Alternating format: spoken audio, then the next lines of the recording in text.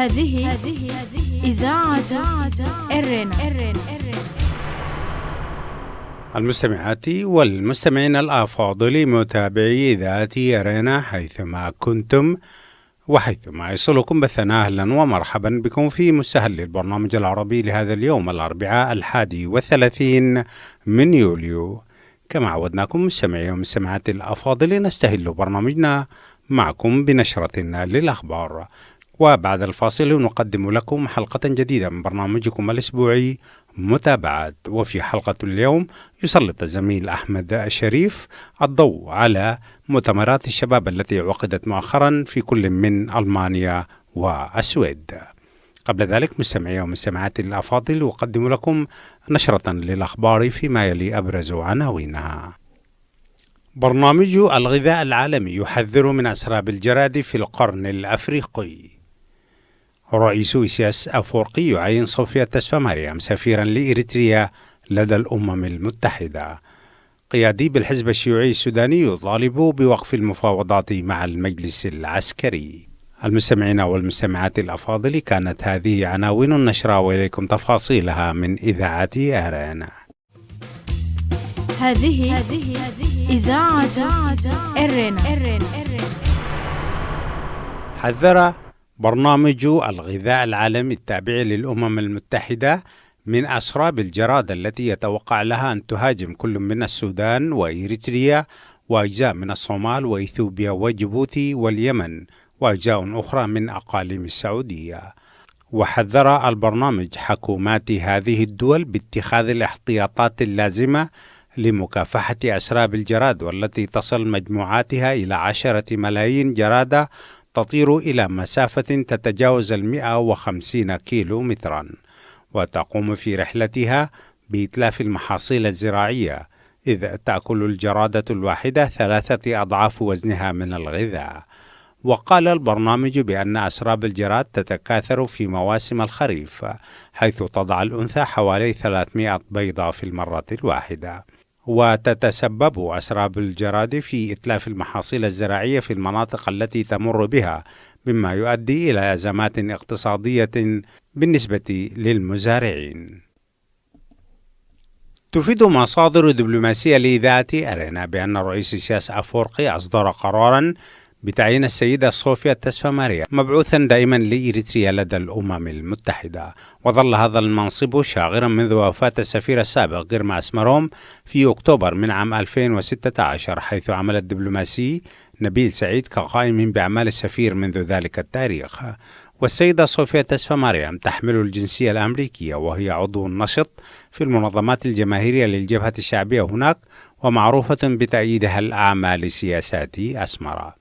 وفي العادة لا تبدو إريتريا سريعة في تعيين الدبلوماسيين، حيث ظل منصب وزير الخارجية خاليا لمدة 2 بعد وفاة وزير الخارجية السابق علي سيد عبد الله في أغسطس من عام 2005، حتى تعيين الوزير الحالي عثمان صالح وزيرا للخارجية في مستهل عام 2007. طالب المهندس صديق يوسف العضو القيادي البارز في الحزب الشيوعي السوداني والحرية والتغيير بوقف التفاوض مع المجلس العسكري إلى حين وقف الانتهاكات. وقال صديق أن القتل والضرب والاعتقال أصبح يمارس يوميا من قبل مختلف القوات النظامية، مشيرا إلى أن أحداث القتل التي شهدتها مدينة الأبيض والتي استشهد خلالها طلاب ومواطنين، إلى جانب العنف الممنهج في جامعة أم درمان الأهلية وإطلاق الرصاص الحي والغاز المسيل للدموع على المحتجين ضد تقرير لجنة فض الاعتصام. وشدد صديق على ضرورة محاسبة الجنى ووقف الانتهاكات فورا، وأضاف قائلا: لا يمكن أن نجلس في طاولة المفاوضات مع من يسمح بقتل الثوار. وطالب المجلس العسكري بتسليم السلطة للحكومة المدنية دون الدخول في أي مفاوضات. ونبه إلى أن الانتهاكات لن تضعف قوة الجماهير، بل ستدفع إلى الاحتجاج والخروج بالملايين. وشهدت مدن الخرطوم وكسلا والقضارف تظاهرات تضامنية مع مدينة الأبيض التي فقدت يوم الأحد الماضي 8 ضحايا معظمهم من تلاميذ المدارس، وذلك بعد أن فتحت قوات الدعم السريع النار على المتظاهرين. وأدى ذلك إلى إصابة العشرات من المتظاهرين كذلك. واندلعت موجة غضب عارمة في كافة مدن السودان في الوقت الذي كان من المفترض أن تبدأ فيه مفاوضات اللجان الفنية بين المجلس العسكري وقوى الحرية والتغيير حول وثيقة الإعلان الدستوري. المستمعين والمستمعات الأفاضل، كانت هذه نشرة الأخبار قدمناها لكم من إذاعة إيرنا، وفيما يلي تذكير بأبرز عناوينها. هذه إذاعة إيرنا.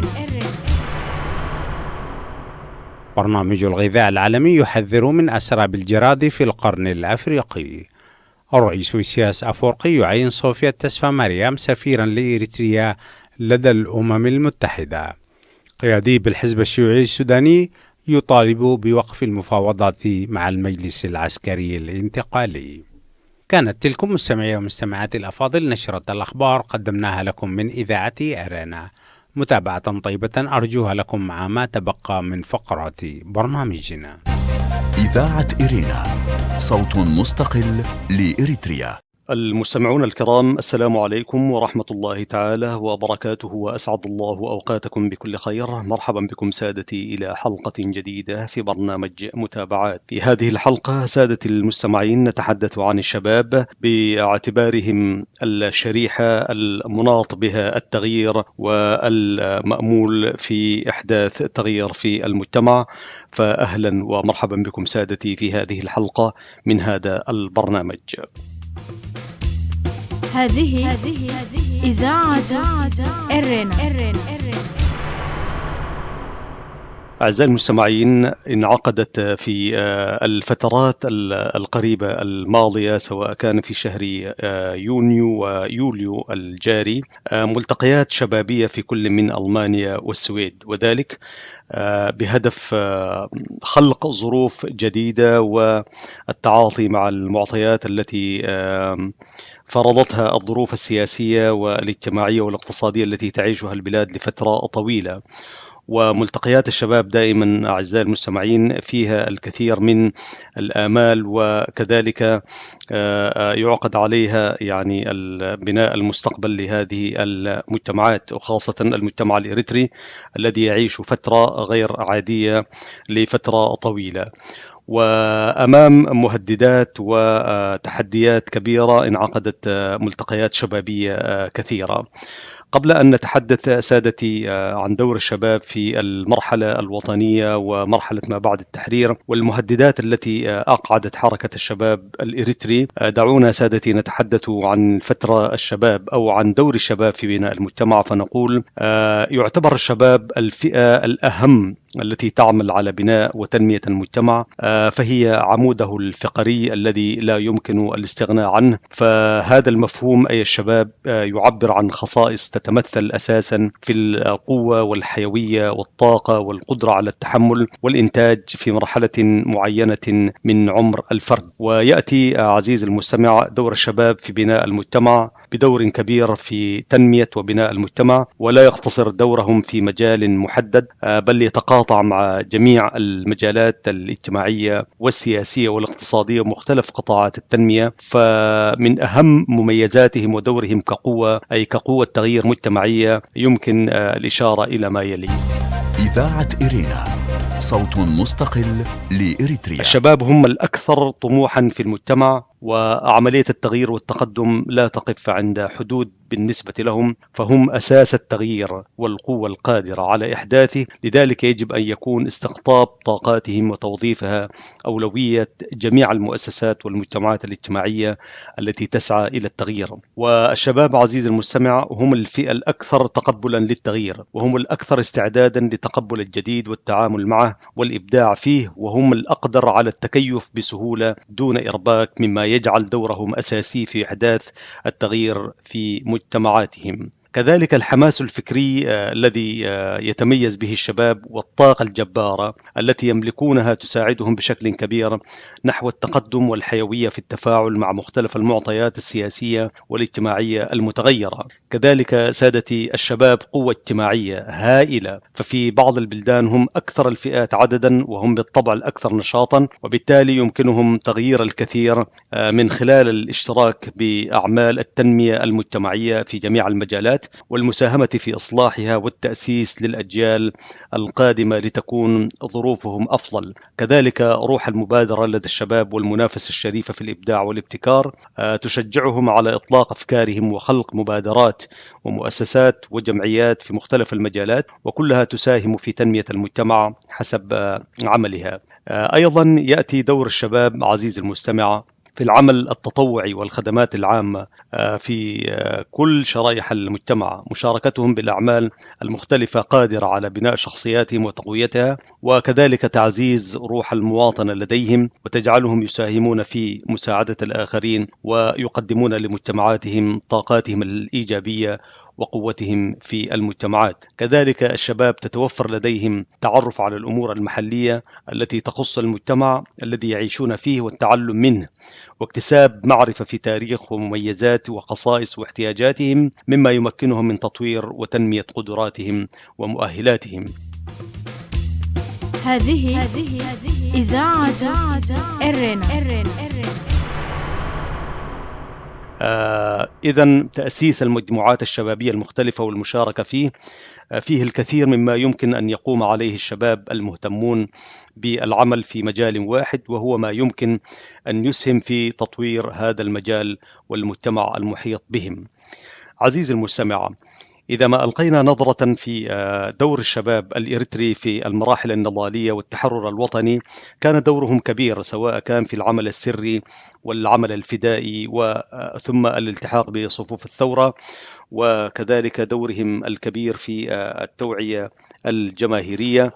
وقد تحمل الشباب طوال مسيرة الكفاح والتحرير أعباء تلك المرحلة النضالية الطويلة، وكل الذين قادوا الأعمال البطولية، سواء كان في مراحل بدايات الكفاح المسلح وفي مراحل كانت فيه الثورة الإريترية تكون أو لا تكون، وكانت مهددة بكل المهددات العسكرية والفكرية والسياسية التي استهدفت الثورة الإريترية، وتضافرت فيها كل القوى الشرقية والغربية وما إلى ذلك. لولا وجود الشباب وانخراطهم في الدفاع عن الثورة وأهدافها لما تحقق شيء.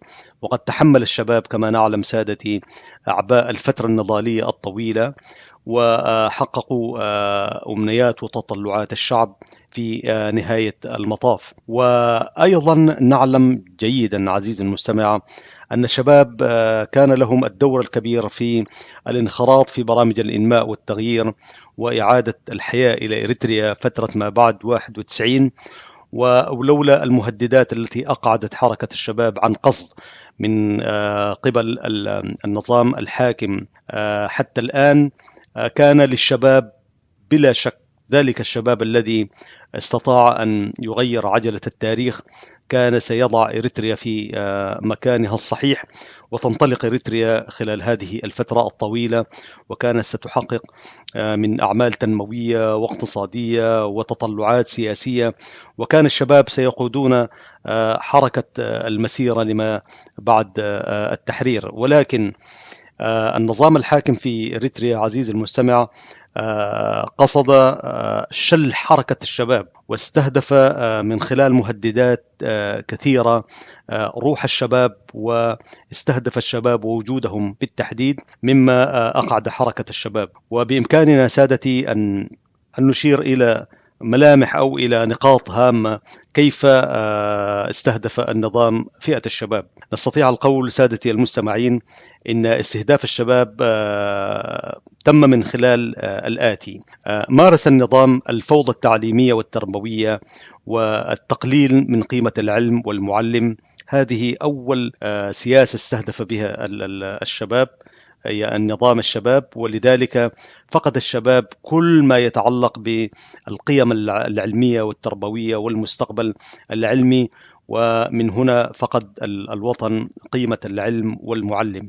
كذلك من الأشياء التي استهدف بها الشباب نشر ورعاية الاستخفاف بالشباب وقدراتهم، سواء كان بذرع خلافات عقدية دينية أو أقعدهم عن العمل السياسي، سواء كان ولم يختلف النظام الحاكم في أسمر اليوم عن السياسات التي استهدف بها المستعمر فئة الشباب، وكذلك يعني شل فيهم الحركة التي يمكن أن يحدث من خلالها التغيير.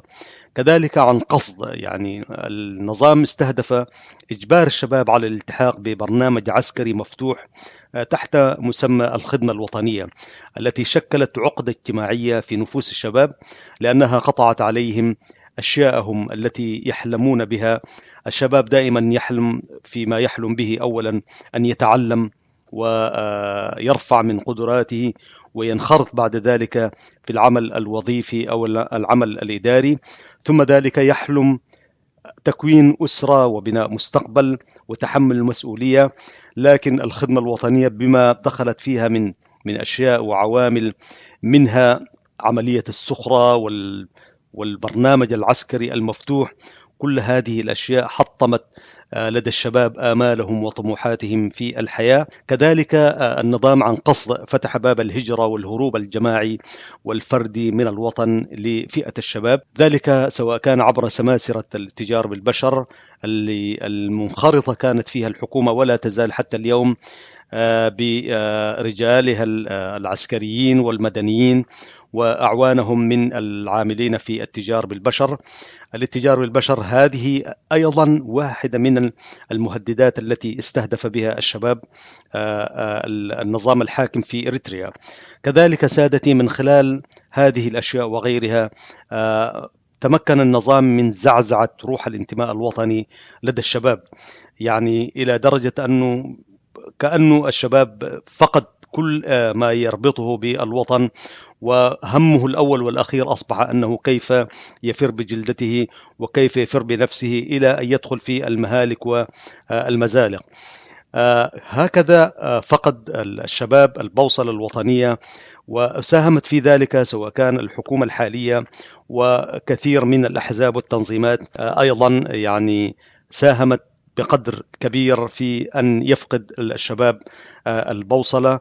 وكذلك استهدف النظام روح المبادرات والتطلعات للشباب من خلال التثبيط والتشكيك ونشر عدم الثقة لدى الشباب. هذه الأجواء هي التي جعلت الشباب الإريتري سادتي المستمعين بعد فترة طويلة طبعا استمرت هذه المهددات كما قلنا، وأحس الشباب في الفترة العمرية أو في هذه خلال السنوات الأخيرة نستطيع أن نقول أحس الشباب بالخطورة التي تهدد حتى وجودهم حتى أحلامهم، وإن وصلوا إلى ما وصلوا إليه من بلاد الشتات والمدن وكذلك في المعسكرات. ولذلك طبيعي سادتي أن يتحرك الشباب، وكذلك اليأس السياسي الذي يعيشه الشعب الإريتري. ولذلك كان كون الشباب يحسون بدورهم هذه كانت يعني روح جميلة وروح وطنية كبيرة. في ظل هذه الأجواء وفي ظل التخبط السياسي الموجود سواء كان في الداخل والخارج، أحس الشباب بدورهم في إنقاذ الوطن. وكما نعلم سادتي فإن للشباب في السياسة تأثير كبير وأدوار هامة يمكن أن يساهموا بها، مثل لأن الشباب هم القوة السياسية الأكبر كما قلنا والأكثر تحررا وانفتاحا، لذا يملكون ويمتلكون القدرة على تحقيق أهدافهم في تغيير السياسات وتفعيل دورهم بشكل أكبر في دولهم، وهنا نعني به إريتريا. والتأثير على جميع القوى السياسية وعلى صناع القرار والمسؤولين كذلك. وهذا ما نراه سواء كان في التكتلات السياسية التي ينشط فيها، وتحديدا في تحركات المجلس الوطني الإريتري للتغيير الديمقراطي. يلاحظ الآن وجود الشباب كقوة مؤثرة وتقول نحن هنا. ومن واجب الشباب عزيزي المستمع معرفة حقوقهم وواجباتهم حتى يستطيعوا المطالبة بها والتعامل بها والتحقيق في ما يمكن أن يحققوه لشعبهم. ويمكن للشباب عزيزي المستمع كما نعلم المساهمة في التغيير الحقيقي من خلال التعبير عن آرائهم، وكذلك ما توفره لهم اليوم وسائل التكنولوجيا الحديثة، لكن عليهم بالطبع توخي الحذر في ما يمكن استخدامه، لأن هذه التكنولوجيا الحديثة يمكنها أن تدمر. كذلك الشباب، نعم عزيزي المستمع، نحن نؤكد على أن الشباب هم عماد التقدم ومستقبل الدول، وهم اللبنة الأساسية التي يرتكز عليها طموح المجتمع ليحقق أهدافه المعلقة، خصوصا أن الشباب يملكون ما يكفي من الحماس حتى يجتازوا كل الصعاب، كما أن الشباب يحملون قلوبا قوية لا يقف في وجهها اليأس أو الإحباط، وهم بشكل عام مهيئون لأن يحملوا رايات التطور والتقدم في بلادهم، إذ إن مصير كل أمة من الأمم مقترن بشبابها ومدى ثقافتهم وعلمهم وتمسكهم بالفضيلة والأخلاق، والسعي إلى جعل المستحيل الوصول إلى تحقيق الأهداف ممكنا. للشباب عزيزي المستمع وخاصة الشباب الإريتري دور عظيم في البناء والتنمية، ودور عظيم في إيقاف هذه المأساة السياسية التي يعيشها الشعب الإريتري. عدد هائل من الشباب يعيشون في معسكرات اللجوء في دول الجوار وفي دول العالم، أوروبا، أمريكا. ما يواجهه الشباب في كل بلاد المعمورة الذين خرجوا من ديارهم يعلمون ما يعيشونه من أوضاع غير مؤاتية. إذاعة إرينا، صوت مستقل لإريتريا. ومن هنا عزيزي المستمع فقد التأم في 22 من يونيو 2019 مؤتمر الشباب الإريتري المستقل في ألمانيا، ذلك في بحر الشهر الماضي. وخرج ذلك الاجتماع الشبابي الإريتري المستقل بخارطة عمل شبابي، وربما امتدادا لذلك وإلحاقا بذلك التأم ملتقى الشباب الإريتري المستقل في ستوكهولم، كان ليوم واحد، وتحدثت فيه وسائل التواصل الاجتماعي بشكل مختلف. ولكن برزت في هذه الملتقيات روح الشباب وتطلعاتهم، وخاصة أنه في الملتقى الشباب الإريتري المستقل في ستوكهولم نوقشت فيه أوراق عديدة منها التحديات التي تواجه الشباب وكيفية التغلب عليها وكيفية العمل في الإطار الشبابي. وكان جميلا سادتي أن يتم انتخاب لجنة شبابية من 9 أعضاء مهمتها كما نشر في الوسائل خلق الظروف الملائمة لوحدة الشباب. نحن من هنا عزيزي المستمع وعبر إذاعة إرينا الدولية يعني نهنئ الشباب بتطلعاتهم وآمالهم، وإيمانا مننا أن روح الشباب يجب دعمها والوقوف معها، ومن واجب الشباب بث التفاؤل في النفوس وإيقاد شعلة الحماس والحرص على تقديم العون لمن هم بحاجة إليهم. فالشباب دائما هم عماد المستقبل، وهم الحياة التي تقف عليها البلاد، ماضيها وحاضرها وكذلك مستقبلها. ومن هنا سادتي المستمعين نحن سنعطي هذه النفرة الشبابية والصحوة الشبابية الاهتمام الذي ينبغي أن نعطيه. ولذلك سادتي في الحلقة القادمة من هذا البرنامج، أي برنامج متابعات، سنلتقي بفئات شبابية، وسيكون أول المتحدثين إلينا في الحلقة القادمة إن شاء الله الشاب عثمان ود حجاج، وهو من شباب ألمانيا، وشارك كذلك في ملتقى الشباب الإريتري المستقل. تابعوا ذلك سادتي في برامج الجمعة القادمة، سيتحدث نتحدث عن ما هي تطلعاتهم، ما هي الخارطة التي يعملون من خلالها، وإلى ماذا يهدفون، وكيف تكون فئة الشباب فاعلة في المجتمع.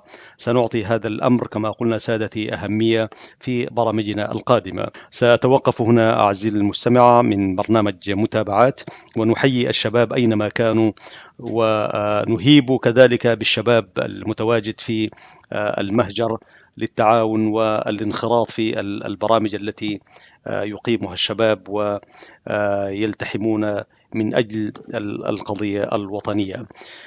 نهنئ الشباب مرة أخرى سادتي المستمعين، وحتى جديد الملتقى لكم مني أحمد شريف في إعداد وتقديم هذا البرنامج، وكذلك تحية الزملاء فتحي عثمان وبنيام سيمؤون، وحتى نلتقيكم سادتي في الحلقة القادمة. السلام عليكم ورحمة الله تعالى وبركاته. إذاعة إرينا، صوت مستقل لإريتريا. المستمعين والمستمعات الأفاضل، أهلا وسهلا بكم مجددا. وقبل ختام فقرات برنامجنا أقدم لكم موجزا لأهم ما ورد في صدر نشرتنا الإخبارية لهذا اليوم. برنامج الغذاء العالمي يحذر من أسراب الجراد في القرن الأفريقي. حذر برنامج الغذاء العالمي التابع للأمم المتحدة من أسراب الجراد التي يتوقع لها أن تهاجم كل من السودان وإريتريا وأجزاء من الصومال وإثيوبيا وجيبوتي واليمن وأجزاء من أقاليم السعودية. وحذر البرنامج حكومات هذه الدول باتخاذ الاحتياطات اللازمة لمكافحة أسراب الجراد التي تصل بعض مجموعاتها إلى 10 ملايين جرادة، وتطير إلى مسافة تتجاوز 150 كيلومترا، وتقوم في رحلتها بإتلاف المحاصيل الزراعية، إذ تأكل الجرادة الواحدة 3 أضعاف وزنها من الغذاء. الرئيس إسياس أفورقي يعين صوفيا تسفماريام سفيرا لإريتريا لدى الأمم المتحدة. تفيد مصادر دبلوماسية لإذاعة إرينا بأن الرئيس إسياس أفورقي أصدر قرارا بتعيين السيدة صوفيا تسفماريام مبعوثا دائما لإريتريا لدى الأمم المتحدة، وظل هذا المنصب شاغرا منذ وفاة السفير السابق جيرما أسمروم في أكتوبر من عام 2016، حيث عمل الدبلوماسي نبيل سعيد كقائم بأعمال السفير منذ ذلك التاريخ. والسيدة صوفيا تسفماريام تحمل الجنسية الأمريكية، وهي عضو نشط في المنظمات الجماهيرية للجبهة الشعبية هناك، ومعروفة بتأييدها الأعمال سياسات أسمرة.